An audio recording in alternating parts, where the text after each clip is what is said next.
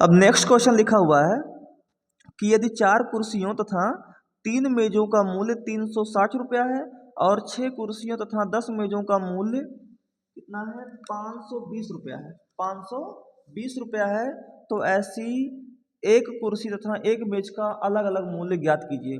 तो मैंने भी यहाँ मान लिया कि माना एक कुर्सी तथा एक मेज का मूल्य क्रमशः x तथा y है। ठीक है, एक कुर्सी का मूल्य जो है वो x माना जाएगा और एक मेज का जो मूल्य है वो कितना है y है। ठीक है, तो यहाँ पर आपको लिखा है कि 4 कुर्सियों तथा 7 मेजों का मूल्य 360 रुपया है। ठीक है, तो एक कुर्सी का मूल्य अगर आपने क्या नाम है x माना है तो 4 कुर्सी का मूल्य क्या होगा 4x होगा। तो यानी कि 4x प्लस फिर कितना कुर्सी 4 कुर्सी तथा 7 मेज, एक मेज का मूल्य आपने y माना है तो 7 मेज का मूल्य हो जाएगा 7y और ये टोटल कितना हो रहा है 360 रुपया हो रहा है। ठीक है, इसको एक क्वेश्चन नंबर क्या मान लेना है फर्स्ट। देखिए यहाँ लिखा हुआ है, कह रहा है कि 4 कुर्सियों तथा 7 मेजों का मूल्य 360 है, एक कुर्सी का मूल्य x तो 4 कुर्सी का मूल्य 4x, एक मेज का मूल्य y तो 7 मेज का मूल्य 7y,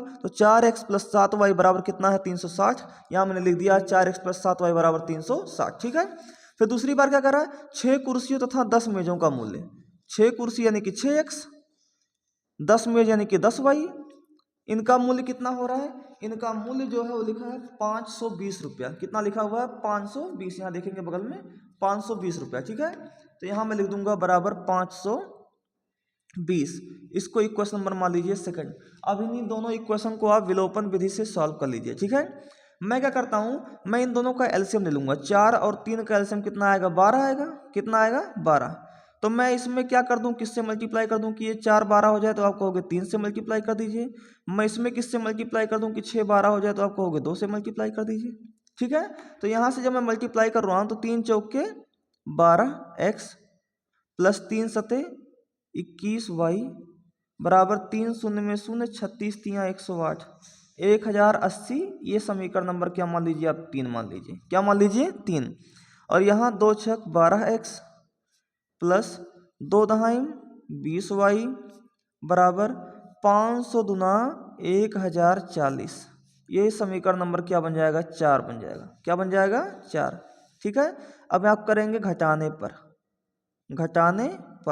जब आप घटाने पर आइएगा तो ये प्लस है तो माइनस हो जाएगा, ये प्लस है तो माइनस हो जाएगा और ये प्लस है तो क्या हो जाएगा माइनस। तो plus 12x minus 12x cancel हो गया, 21 माइनस 20 गया तो आया y, 1080 में से 1040 गया तो आया 40।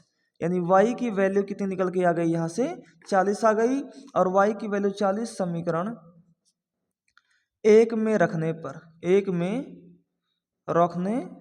पर। अब समीकरण 1 अगर देखा जाए तो क्या लिखा था 4x plus 7y is equal to 360। ठीक है, यहाँ से 4x प्लस 7 इंटू वाई की वैल्यू कितनी है 40 बराबर 360।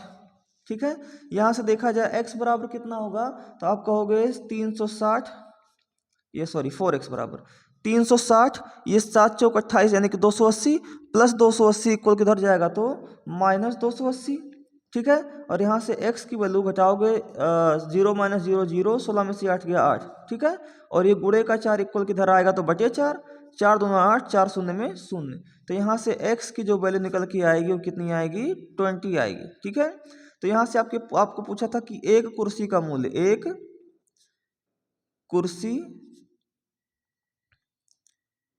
का मूल्य, तो एक कुर्सी का मूल्य आपने x माना था और x की वैल्यू कितनी आ जाएगी 20 रुपीज आएगी। ठीक है, फिर आपने एक मेज का मूल्य कहा था, दूसरा क्वेश्चन क्या था एक